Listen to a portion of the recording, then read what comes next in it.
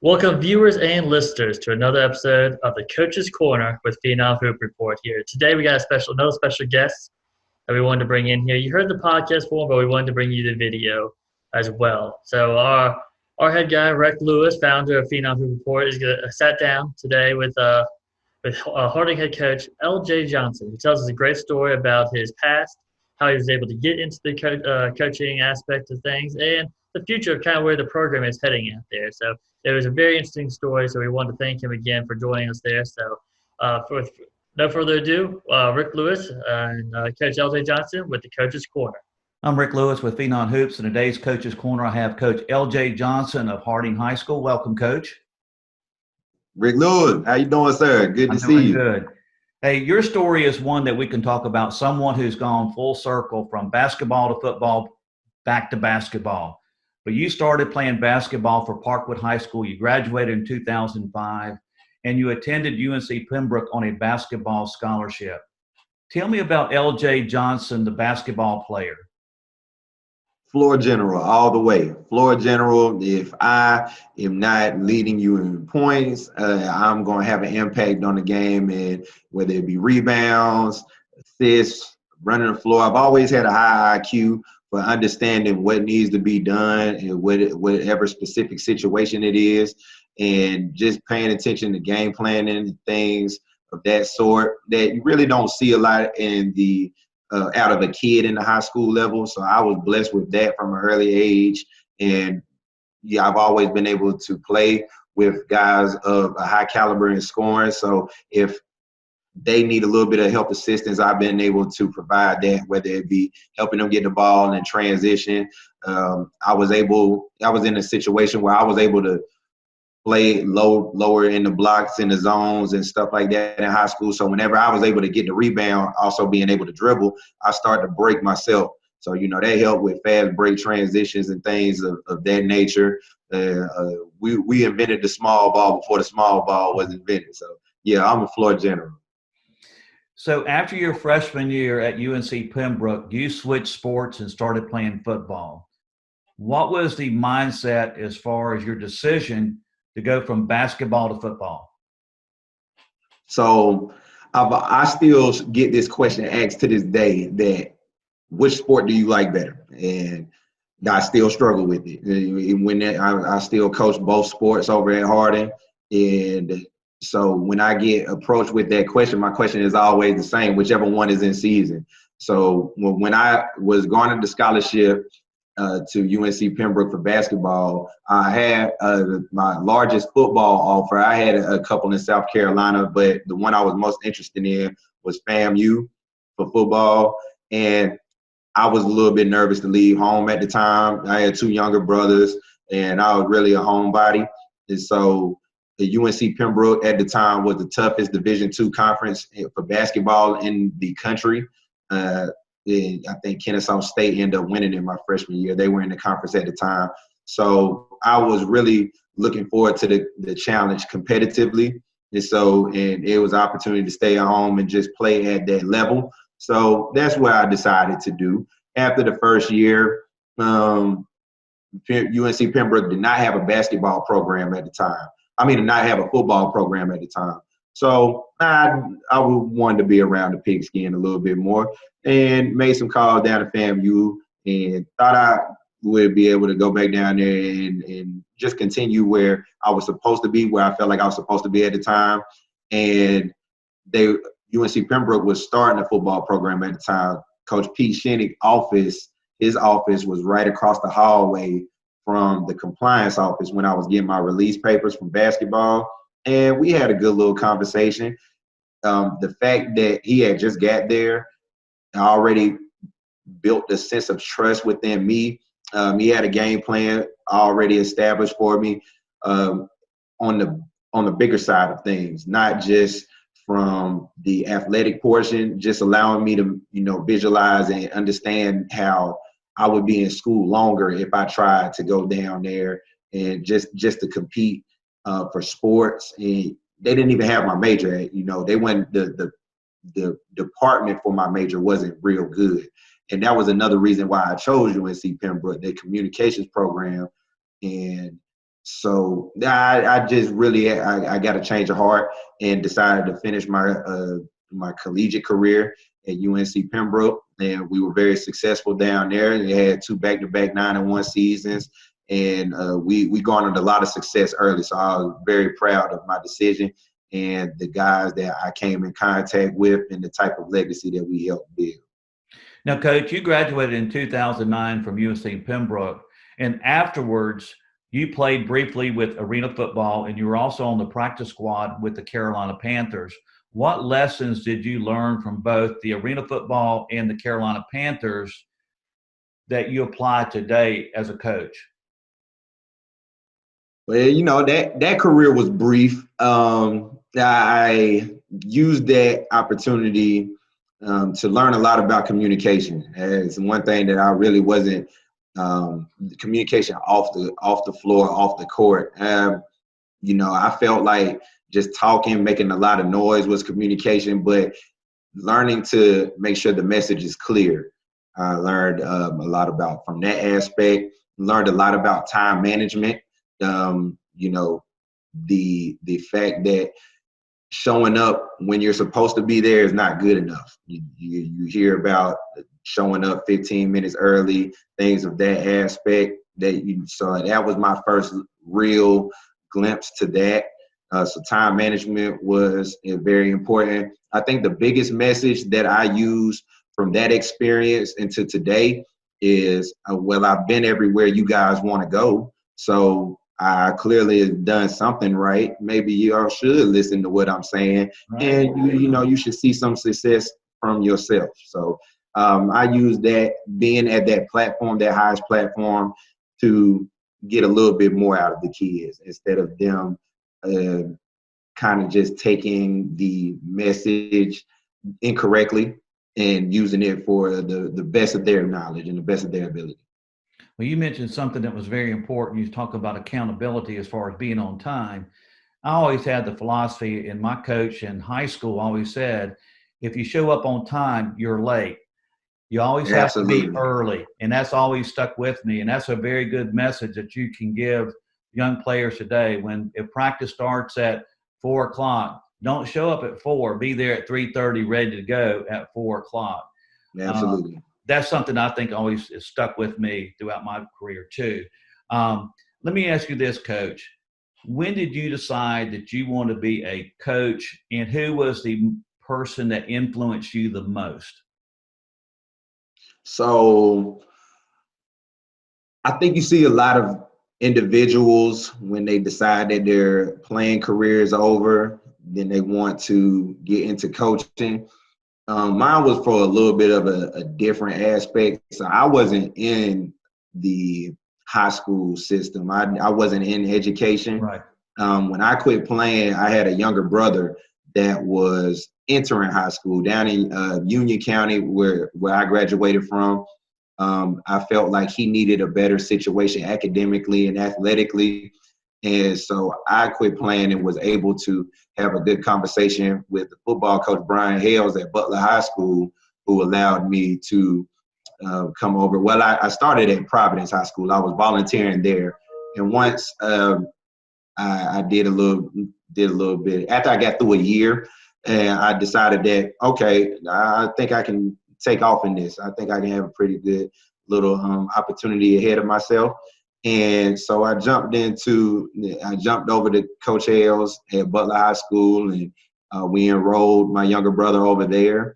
And that's when I started taking it a little bit more seriously, tried to hone in on the profession a little bit, and just really look at things from the other side of the lens, especially with the way that I already kind of visualize things, being the floor general, as I like to look at myself. Right.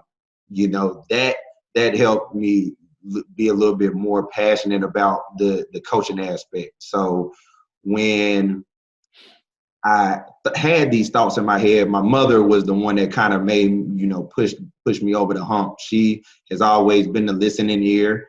She has always been able to help me. I have somebody to confide in with her after games, whenever I'm mad, God missed this assignment and we talked about it all week in practice, and not even necessarily knowing if she really understands what I'm talking about, but she was always there to listen. She would ask questions even when I didn't want her to ask questions after a loss and stuff like that. I remember a bunch of rides home, like, I just don't want to talk right now, Mom, and things like that. So when I told her, I want to get into education and get into coaching, she was all on board. She was like, I think this is a great calling for you.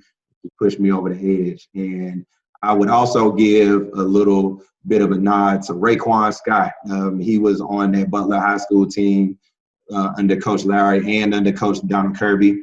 He was there from he was a freshman when I got to Harding. Got to Butler. So I got to experience him behind the scenes when Coach Kirby would allow me to just come into practice and work on some skill development things.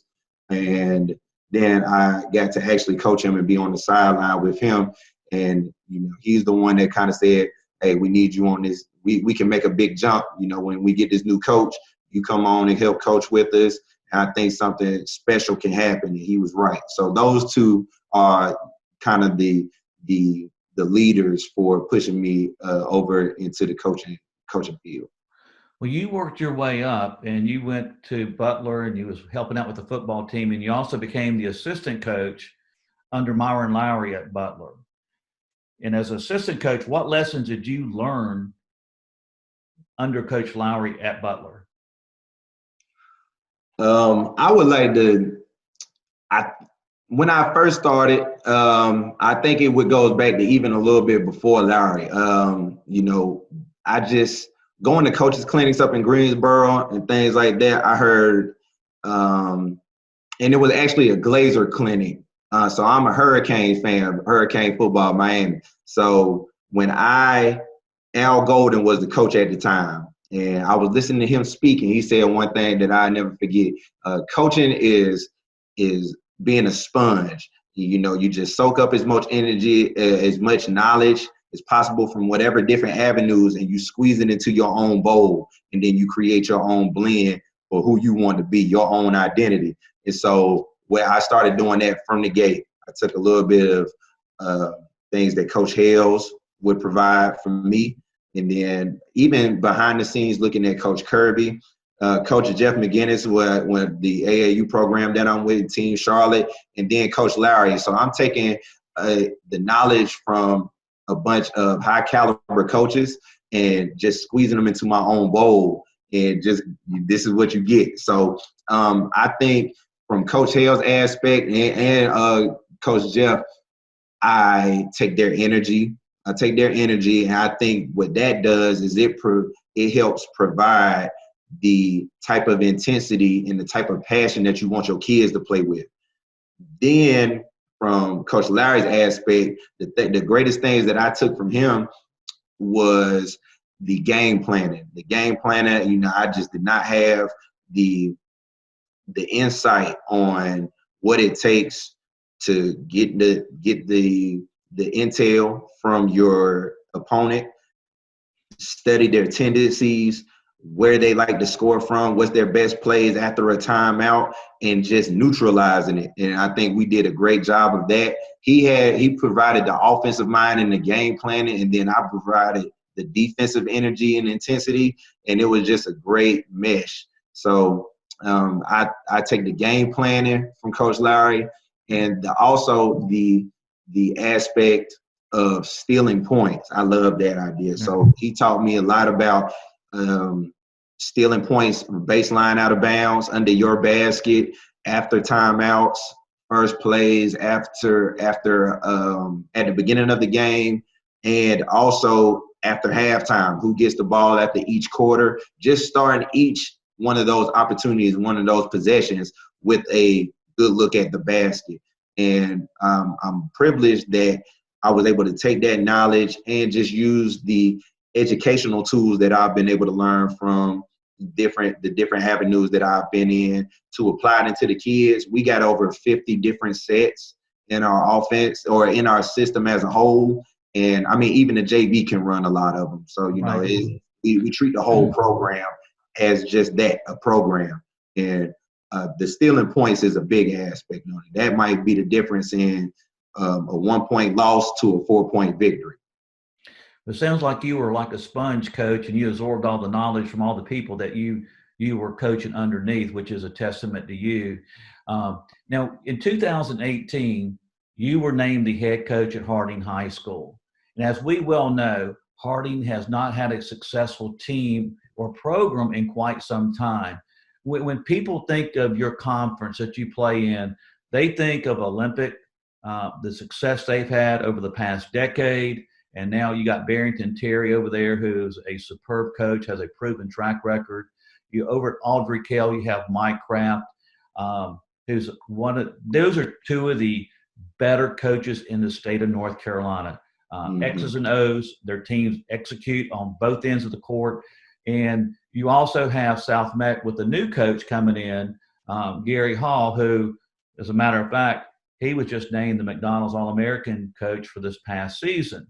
So when you came over to Harding, your first season, you went 11-15, okay? Now, the second season, which was this last year, you turned it around. You went from 11-15 to 18-9. Pretty remarkable in your second year as a head coach. What do you contribute to the turnaround and the success you had last year at Harding? Well, thank you. I'm extremely honored. I still thank the administration to this day for taking the opportunity on such a young guy.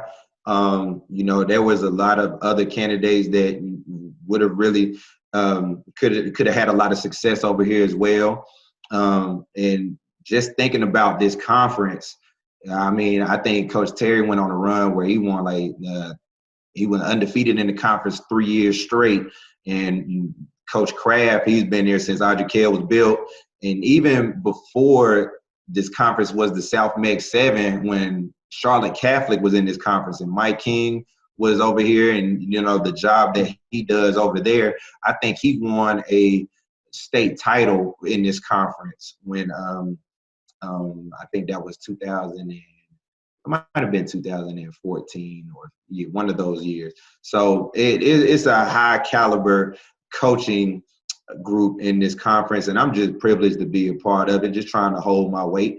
And, when you look back at the records and stuff like that from even before I got here, it was always hard playing teams. They were good enough to reach a playoffs and just was never really able to get over that hump. So I knew I was going to get a tough group of gritty kids. And I felt like that was fine. You can't teach toughness. You can't teach passion, but you can teach X's and O's. So our energies kind of matched each other. I felt like I could get a corral around the kids and could be able to hone in on some of those skill sets that they have. And, we can create a nice little monster over here. So with that being said, I think the success with what we had in that one turnaround was just the kids buying in.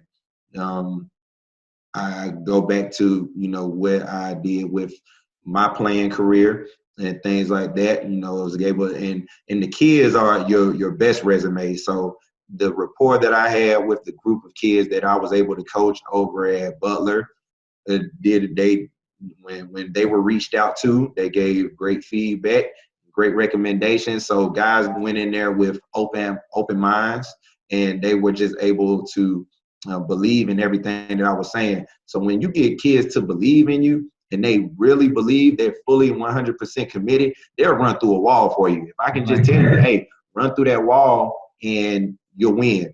They might look at you crazy for a second, but then when they just go and do it, that's the type of trust that you need to have a successful program. And so I've been able to establish that early, and with a supportive community, a supportive administration, and a supportive group of parents, for when those practices run a little bit late, when I feel like we need to rep this one more time. We need 5 more minutes here, 5 more minutes here. I've always had assistant coaches like, hey, about 10 over now, and we about done. All right, so just having parents that understand that, they've always trusted that, okay, look, if they're in there longer than they need to be right now, it's because they weren't doing something right. And so, or they got off to a late start. It was the kids' fault. They need to get it corrected. And so the parents have been a large catalyst in this as well. And I think that the future is still bright. Now the sky is still the limit, and excited to see, what the future holds once we can get back to work. Well, Coach, I think in probably 15, 20 years, your name is going to be in the same lights of a Barrington Terry and a Mike Kraft. I think that I've watched you over the years, saw you last summer, how you handled your team at team camp, and I've watched you with travel ball. I do really believe you're an up-and-coming coach. But let's talk about, the team that you have. You did lose for next season. You do lose Kobe Funderburk, which he was a main cog in the successes last year. But you do have two players in Jaleb Grant and Logan Blair, who are going to be the nucleus for your team for next season. And Logan Blair averaged a double-double for Harding. And I think that was the only player in the conference to average a double-double. Talk about your expectations and goals for Harding for the next school year. I put a lot on those guys. I put a lot on them early. I put a lot on them even when they didn't want that type of scrutiny, that type of pressure. And I think it's going to make the whole program better in the long run. Going back to Kobe Funderburk, and even going back to talking about having a supportive community and the supportive parents and family members. When I first got the job, my first workout, and I'll never forget this, it'll always come up in conversation. My first workout ever at Harding, I had 4 guys.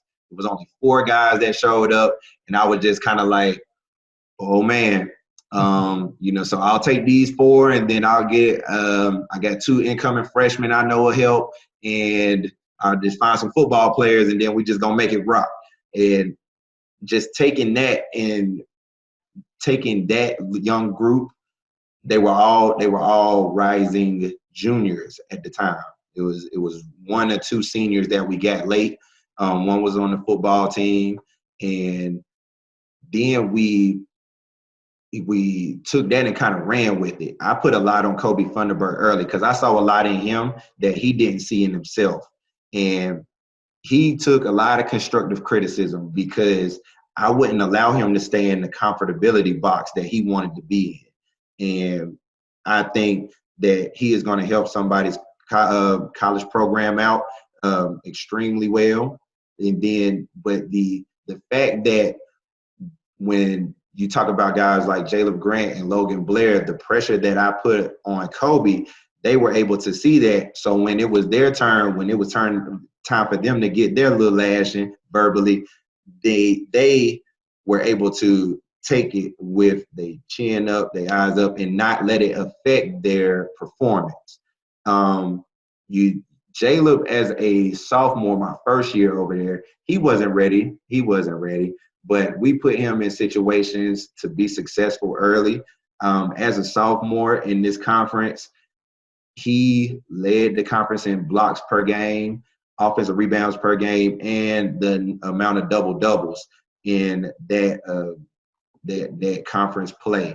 So he had a lot of success defensively early. And so this past offseason, which was actually my first real offseason with him, he was able to put on a little bit of weight. We worked on his offensive game, and Logan Blair added the energy and added the passion to this program. He's just a machine, man. I'm excited about him, having him 2 more years, because the type of floor general presence and the passion that I provided as a player, I see it in him.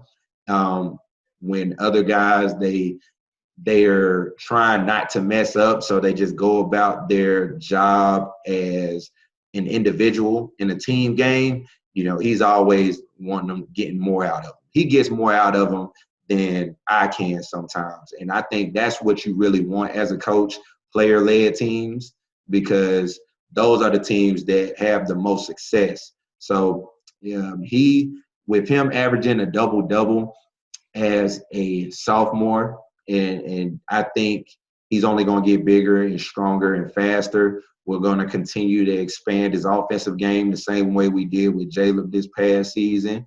And, I think those numbers will continue to increase. The weapons that we'll have around him, you think about guys like rising senior Chance Bryson, who was a large contributor on this team this past year. Man, I'm going to forget somebody, but I even played young. Braylon Hamrick has started every game in his high school career except for one. We got Amari Johnson, who hit a game winner for us against West Charlotte this past season. He'll be a rising sophomore. Darius Abraham is another rising sophomore that I think has a tremendous upside ahead of him, along with some guys that were on our JV program that I think could step in and be able to contribute. He'll have a lot more pieces around him that'll be able to carry their own weight. I think Jaleb Grant will be one of the top 50 players in this state by the time his season is over with next year, just because he's a little bit of a Swiss Army knife. He's been the two of those guys, Jaleb and Logan, they took turns guarding the other team's best player this year. And then with that, also was able to continue their scoring load. I'm excited about them. So, they have that defensive mindset, and now we're putting the offensive sprinkle into it. The sky's the limit for them. Well, I'm calling it now, Coach. I'm not going to try to put too much pressure on you, but I think you're going to be the team to beat in the South MAC. And I think you guys will probably you're going to sneak into that Charlotte Observer Sweet 16 ranking too, quite as well. Now, let me just ask you this. With the expectations, are you up for the challenge?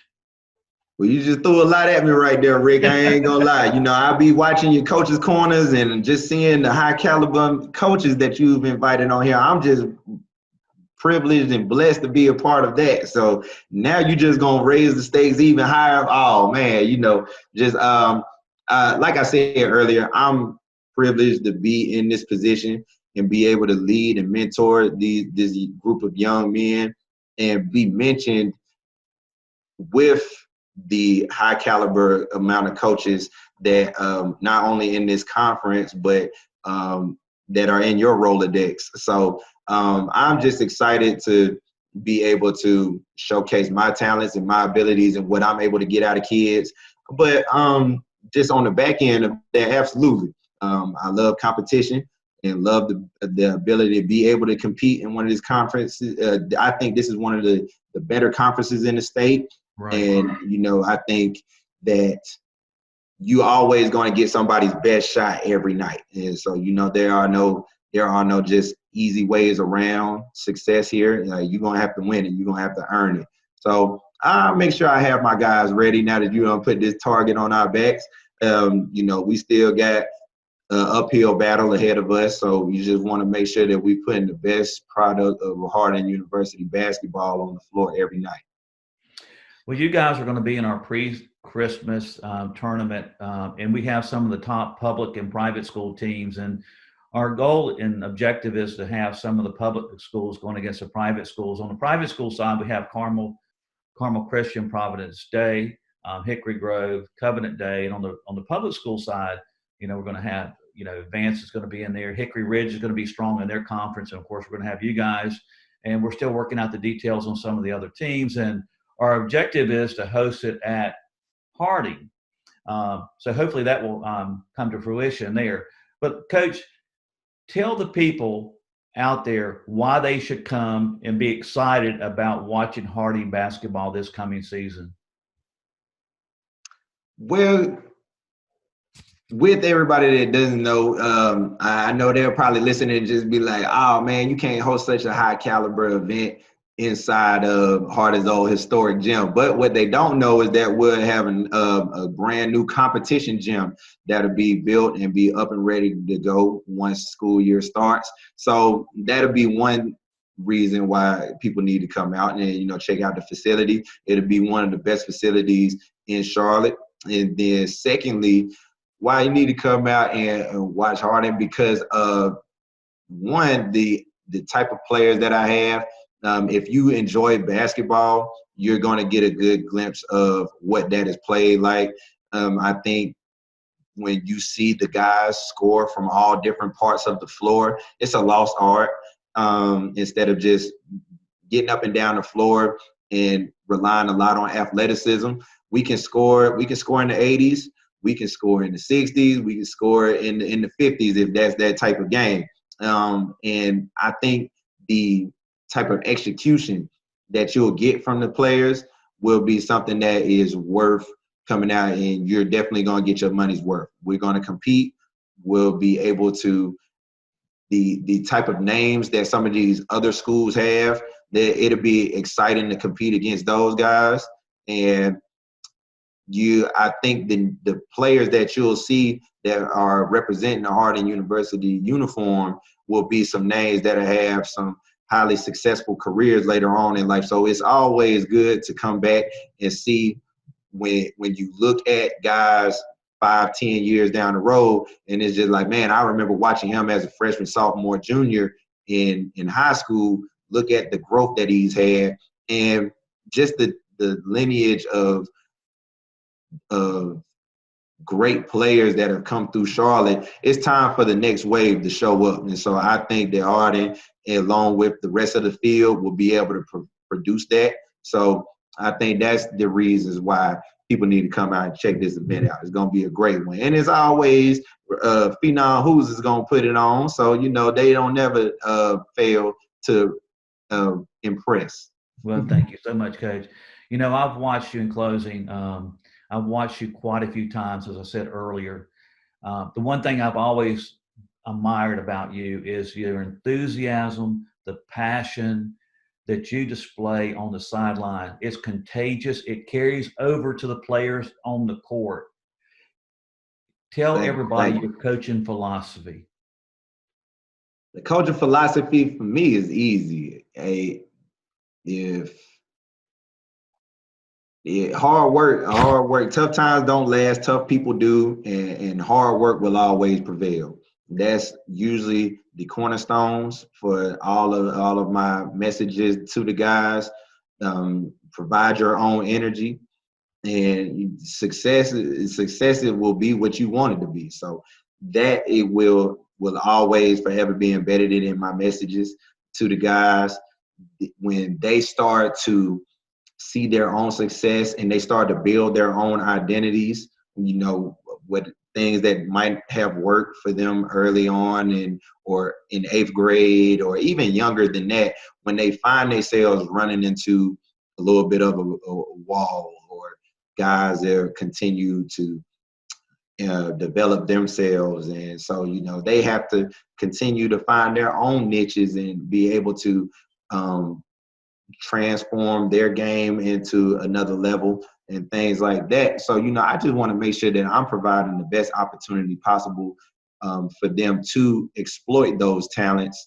And the coaching style that I have, the tools that I have, I guess borrowed or, altered from guys ahead of me or before me, and made put my own little splash on them. And how I deliver those messages have turned around and been successful for me earlier, and I'm still learning. So, I want to make sure that I continue to keep my toolbox sharp and ready to go for whenever I need to adjust to whatever type of player I have, and just continuing to just see success. We always want to make sure that we're leveling up. We never want to get complacent and just keep putting the pressure on people. Well, Coach, thank you. You finished 18-11 last year, and as we said, you got the nucleus coming back. 18-9. Huh? 18-9. 18-9. Don't give me the 2 losses yet. Don't give me the 2 losses. Coach. I'm sorry, Coach. But anyway, I expect you guys to win 20-plus games and make a deep run in the playoffs. And I tell you what, I think people are going to be really tickled to see your team play this year, because the enthusiasm, the passion, it's going to carry over onto the court. And if, like you said, hard work. And the one thing in closing, we've all been watching The Last Dance, and the common theme is all those guys, wherever they go, to whatever level, it all takes hard work. And I know at Harding University High School. Those guys are going to work hard for you. Like you said, they'll run through a brick wall for you. And I just want to say thank you for coming on, and I wish you the best success for this coming season. Yes, sir. I appreciate you. Your goals match our goals, so we excited about being able to kick it off and trying to manifest some of these goals that you've placed and that we placed amongst ourselves, and just appreciate you having us. And I'm here representing Harding University as a whole, so we all coming together. That's how we're gonna keep it, and look forward to seeing you in the future. Thank you, Coach. Have a good day. All right, now go Rams. That was another great interview with Coach Johnson. Just one of numerous ones that we will be having, and something that if you have already checked this out here, you can go check out some past episodes of the Coach's Corner with Phenom Hoop Report. So we want to thank you again. Thank Coach for coming on, telling us some great stories, some background history, as well as what his thoughts are on the future at Harding there. So thank you again for joining us here. Make sure to subscribe on our podcast as well as our YouTube page. Make sure so you don't miss out any more episodes. We'll have one coming out each day this week. So make sure to check it out. So thank you again, and check back for our latest Coach's Corner at PhenomHoopReport.com.